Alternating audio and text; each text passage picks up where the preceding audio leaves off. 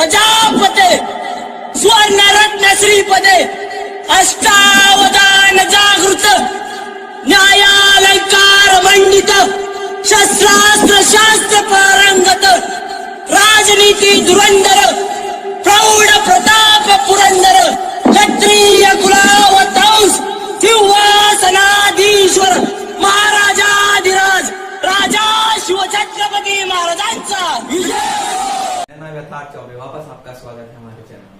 आज हम बात करेंगे मराठा साम्राज्य की नींव रखने वाले भारतीय नौसेना के जनक छत्रपति शिवाजी के बारे में।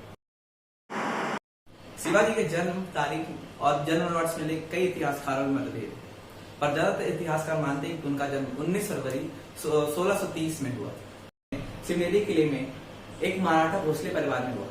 उनके पिता का नाम साजी भोसले और उनकी माता का नाम जीजाबाई था। जीजाबाई एक बहुत धार्मिक महिला थी। जीजाबाई बचपन से शिवाजी को रामायण, महाभारत, गीता की कहानियां सुनाया करती थी, जिससे बहुत ही कम उम्र में शिवाजी ने ये सब कंठस्थ कर। इनके पिता साजी भोसले पूना के जागीरदार थे और बीजापुर रियासत में काम किया करते थे। आप सोच रहे हैं कि बीजापुर रियासत क्या है? इसके लिए हमें बहुत पहले इसके लिए हमें इतिहास में कुछ साल और पहले जाना होगा। 1347 में अलाउद्दीन हसन ने डेक्कन प्लेटू के पास एक बहमनी साम्राज्य की स्थापना की। बाद में जाके ये बहमनी साम्राज्य के 5 स्वतंत्र राज्य बन जाते हैं। उसमें से एक रहता है बीजापुर।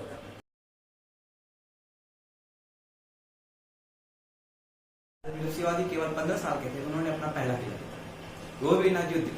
शिवाजी बहुत डिप्लोमेटिक इंसान है, वो बातचीत करके ही दूसरे के सामने वाले को अपने पक्ष में ले लेते थे। शिवाजी ने अपना पहला किला तोड़ना किला उसका कमांडर इनायत खान को घूस देकर वो किला जीत लिया। उसके बाद उन्होंने चाकान और कोंढाना फोर्ट को भी जीत लिया।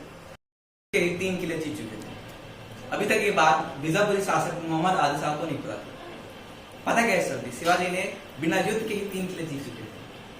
जब ये बात आदिल शाह को पता चली, उसने कहा ये क्या चल रहा है। आदिल शाह को जब ये बात पता चली, उसने साहजी भोसले शिवाजी के पिता को शिवाजी को समझाने के लिए कहा, पर साहजी भोसले ने अपनी असमर्थता दिखाई।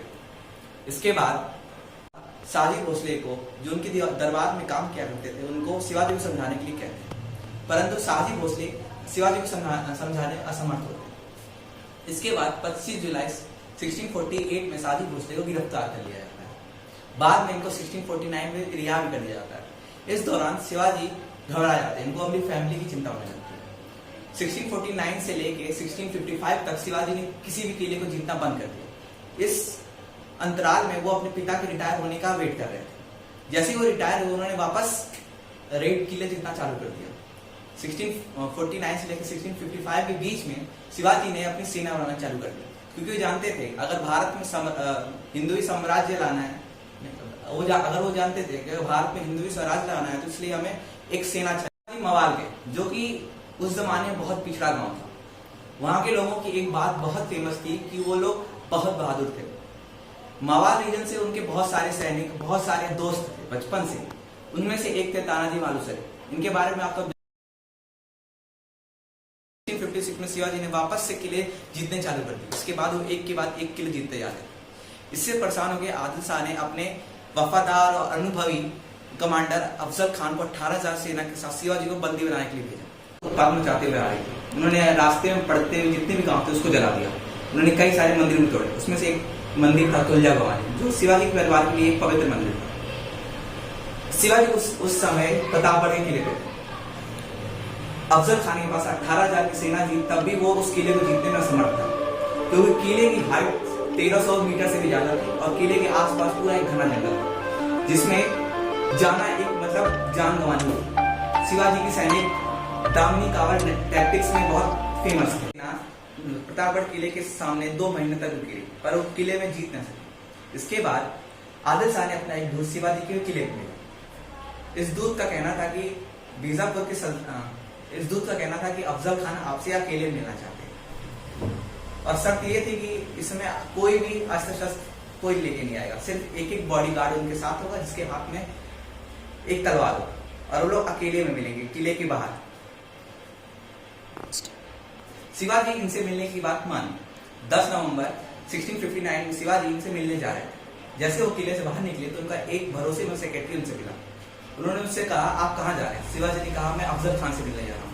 तो शिवाजी के सेक्रेटरी ने कहा, आप उसके बारे में जानते हैं?